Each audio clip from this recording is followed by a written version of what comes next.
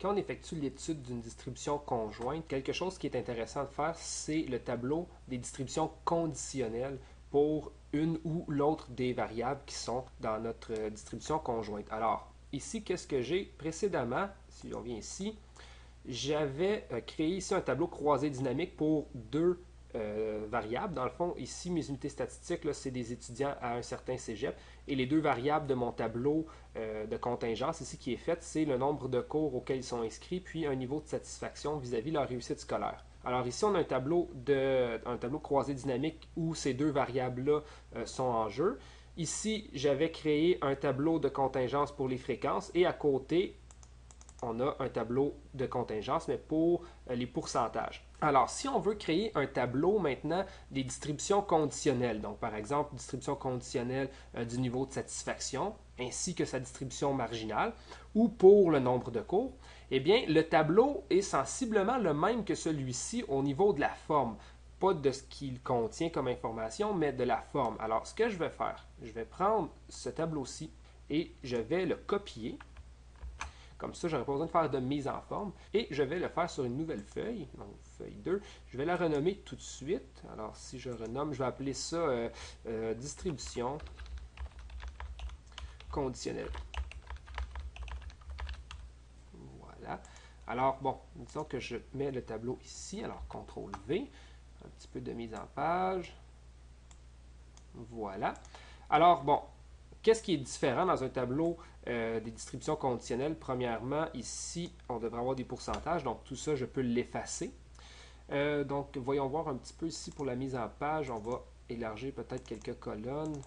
Juste s'assurer que le tout soit correct. Parfait. On va aller chercher les données.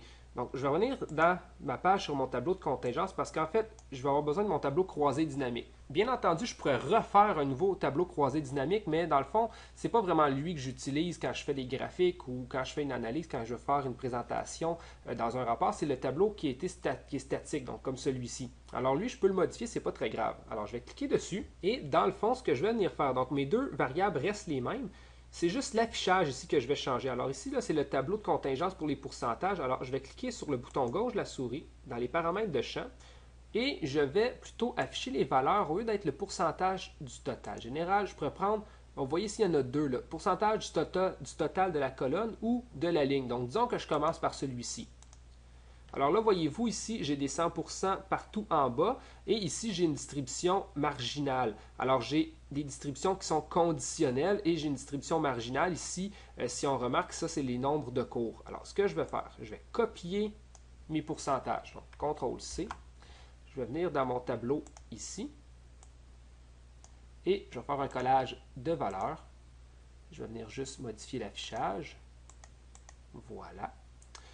Et on a le tableau. Il va rester le titre à changer. Alors, qu'est-ce qu'on a comme tableau ici? On a la distribution marginale de la variable nombre de cours. Et dans le fond, j'ai les distributions conditionnelles pour chaque niveau de satisfaction pour le nombre de cours. Alors, je vais changer le titre de mon tableau.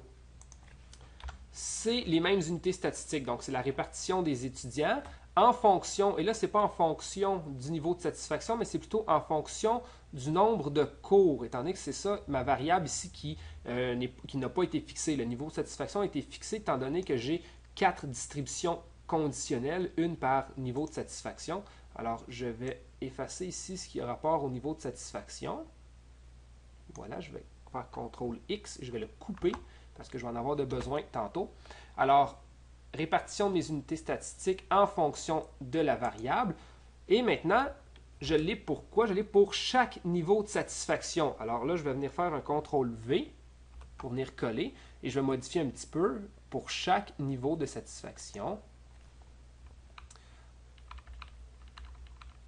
Pour chaque niveau de satisfaction vis-à-vis leur réussite scolaire depuis le début de la session. Et là, je peux peut-être enlever ceci.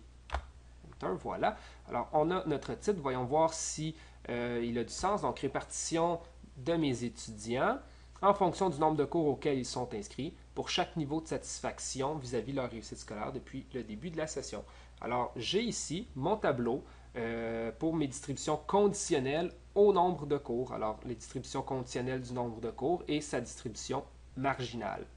Donc, si je veux faire le tableau, dans le fond, similaire, mais maintenant pour les distributions conditionnelles du niveau de satisfaction pour chaque nombre de cours, eh bien, ce que je vais faire, je vais le copier, parce qu'encore une fois, la forme va rester pareille. Alors, voilà. Donc, je ferai la mise en page tantôt. Je vais commencer par changer les valeurs dans mon tableau. Donc, je vais revenir dans mon onglet ici, contingence, dans mon tableau croisé dynamique, et je vais venir changer dans les paramètres de champ. Je vais plutôt afficher au lieu d'un total de colonnes, total ligne. Et on a notre autre distribution conditionnelle ici, plutôt nos autres distributions conditionnelles par rapport à l'autre variable. Alors, CTRL copier. On va venir coller, collage de valeurs. Et on a ici notre tableau pour notre deuxième, dans le fond, nos deuxième série de distribution conditionnelle avec notre deuxième distribution marginale, cette fois-ci pour le niveau de satisfaction. Alors là, on va arranger un petit peu nos colonnes pour que l'affichage soit conforme. Voilà. Peut-être ici, comme ça. Maintenant, ce qui me reste à faire, c'est changer mon titre. Bien entendu, maintenant, il faut que j'inverse les deux variables. Donc, ça ne sera plus en fonction du nombre de cours auxquels ils sont inscrits. Alors ça, on peut l'enlever. En fonction, ça je l'enlève, CTRL X. Donc, en fonction de quoi? Répartition de mes unités statistiques en fonction de leur niveau de satisfaction. Vis-à-vis de leur réussite scolaire, virgule, pour chaque cours auquel ils sont inscrits. Pour chaque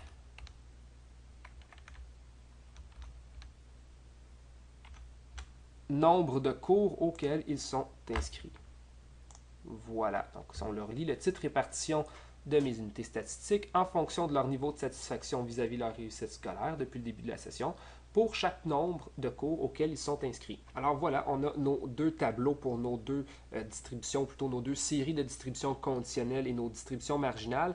Par contre, il y a une petite chose ici qu'on devrait modifier. Par exemple, dans le premier tableau, voyez-vous ici, j'ai une ligne totale où il y a mes distributions conditionnelles, dans le fond les 100%. Ici, je ne devrais pas l'appeler totale, cette colonne-là, étant donné que c'est une distribution marginale. C'est la distribution marginale de l'ensemble des étudiants, donc sans tenir compte du niveau de satisfaction. Donc, je ne devrais pas l'appeler totale, mais je devrais plutôt l'appeler ensemble des étudiants. Voilà. Donc, peut-être, si on fait un peu de mise en page. Donc, ensemble des étudiants ici. Même chose ici, j'ai une distribution marginale ici dans le bas de mon tableau, donc je ne devrais pas l'appeler totale, mais plutôt ensemble des étudiants. Voilà, un peu de mise en page. Et là, maintenant, on a vraiment nos tableaux de distribution conditionnelle. Alors ici, j'ai les distributions conditionnelles du nombre de cours pour chacun des niveaux de satisfaction, la distribution marginale ici du nombre de cours. Et ici, j'ai plutôt la distribution marginale ou des niveaux de satisfaction et les distributions qui sont conditionnelles ici au nombre de cours.